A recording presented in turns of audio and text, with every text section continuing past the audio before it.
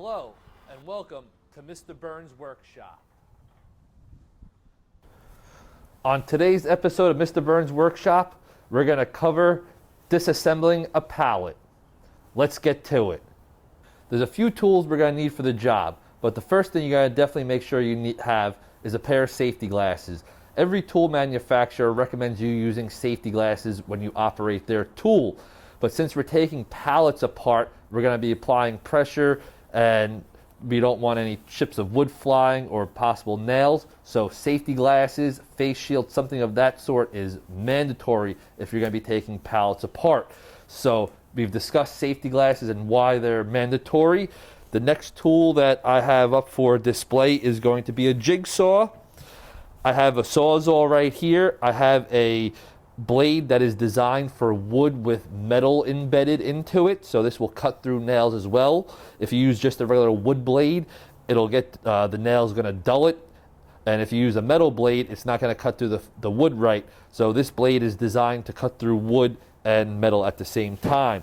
I have my circular saw here, so these would be the power tools of choice that I have.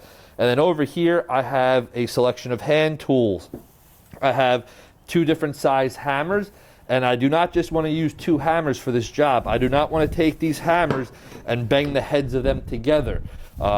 Two items that are hardened steel, one has to give and it's going to shatter, and you're going to have little scud missiles flying all over, possibly go in your eye or just be a nasty cut on your arm or something. So never want to hit two hammers together. So these two cannot be combined as one.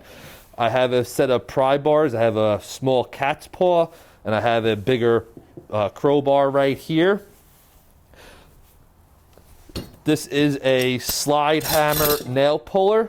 And then the new tool to Mr. Burns' Workshop is the wrecking claw. I just picked this up the other day.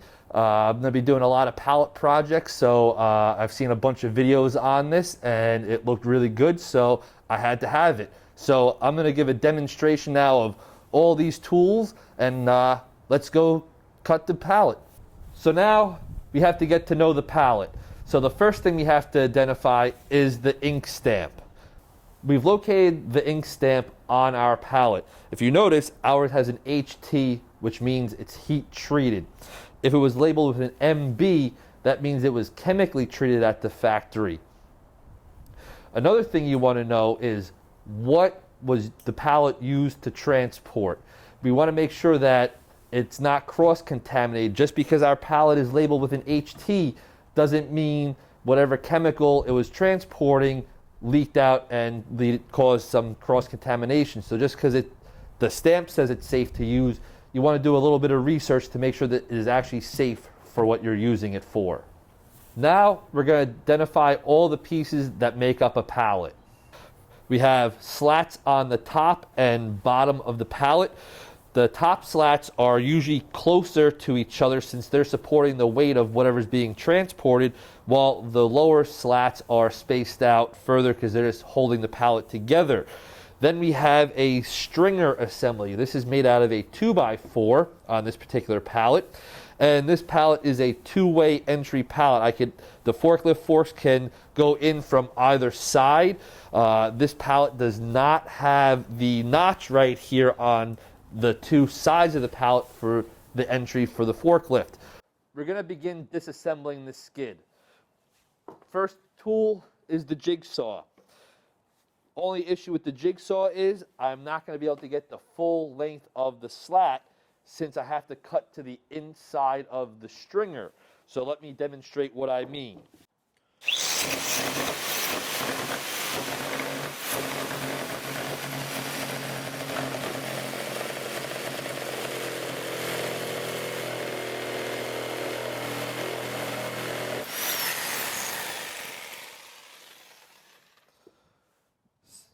Since the jigsaw cannot cut through these nails, I had to cut to the inside of the stringer, and I lost about an inch, inch and a half of material. So jigsaw does get the job done, but I don't get the full length of the pallet.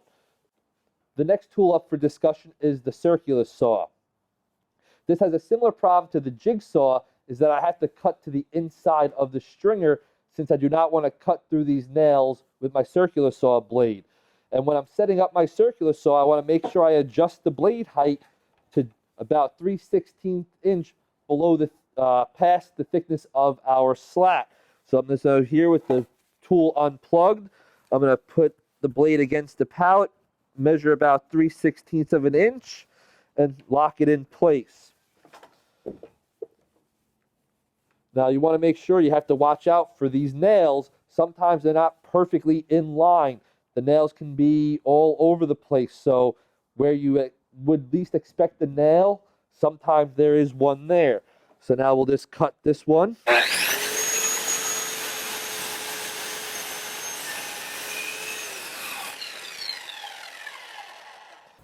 As you see with those two tools, I had to cut inside the stringer, and I still have to use my pry bar and hammer to get this slat off.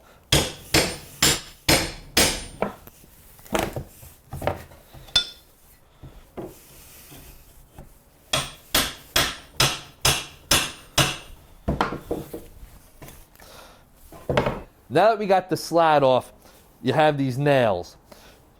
You want to make sure you take care of these nails before you throw this pallet onto the floor. You don't want somebody or your pet to come in and step on it. So first thing you got to do is once you get this slat off, you got to get out your trusty old claw hammer and knock these nails out a little bit.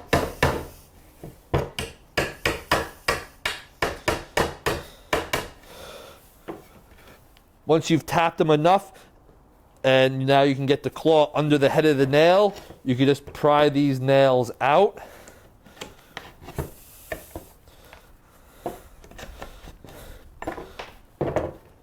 Some people like to discard these, and other people like to hold on to them because they'll nail them back in. They'll drill a small pilot hole and drive these nails in. So if they're doing a rustic project, they have nice rustic nails going in instead of nice brand new shiny nails. So some people hold on to these, other people just throw them out. Now let's move on to the Sawzall. I'm going to demonstrate how to use the Sawzall. This particular Sawzall has a blade that's designed for embedded nails, so I could use this two different ways. So I'm going to cut the same slat one way on one side, and I'm going to use it the other way on the opposite side of this slat so I can demonstrate the dual purpose of this blade. First cut I'm going to make is just like the circular saw and the jigsaw. It's on the inside of the stringer.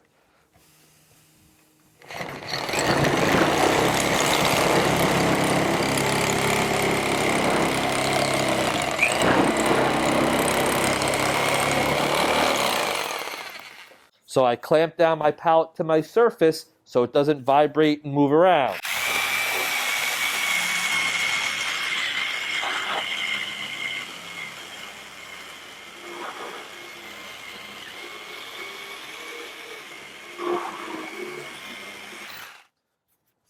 That method might have taken the longest so far, but it is the first method that has been able to let me utilize the entire slat, whereas all the other previous methods, I lost an inch.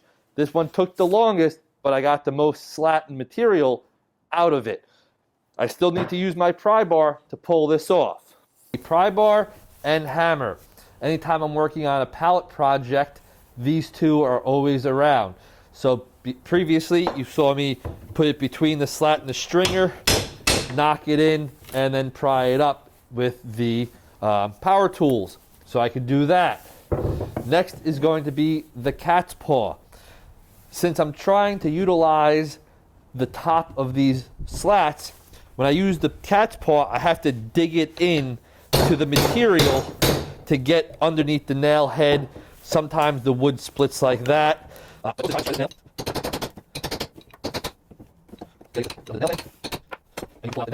As you can see, if you zoom in on this right here, there's a big gouge now from the cat's paw. So since we're trying to utilize this whole piece, this really isn't a good option.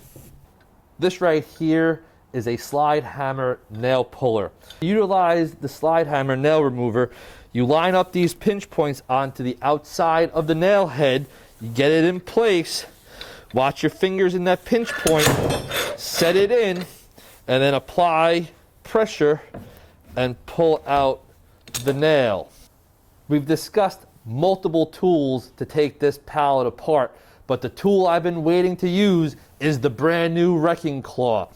I've been working with this pallet at waist height with all these other tools. To utilize this tool, I'm going to put the pallet on the floor. This is the wrecking claw. All it is a giant pry bar.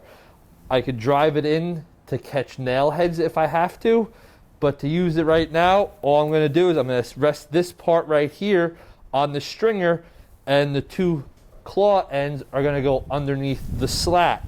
I choose to usually go to the center. I'm not going to pop it out all the way, but I just kind of give it a little pull on it just to crack it loose. I'm not trying to pop it out all the way. And then I'm going to go over to the side, put the tool in, and pry up. I'm going to go to the opposite side and do the same thing. I'm going to pry up and then make my way back to the middle to finish the job. If I'm doing multiple ones and I'm not doing the nails yet, I'm going to place it on my table just so I can't step on it. And again, now I'm going to do it the other way. Now I'm just going to start on the end, put the tool in, pop the board up, go to the opposite side. Again, stand on the other side of the pallet, crack it loose, and then back to the middle. And there is my slat. So truthfully, I think the wrecking bar is the correct tool for this job. It gave me the full slat, and it also took the least amount of time to pull apart.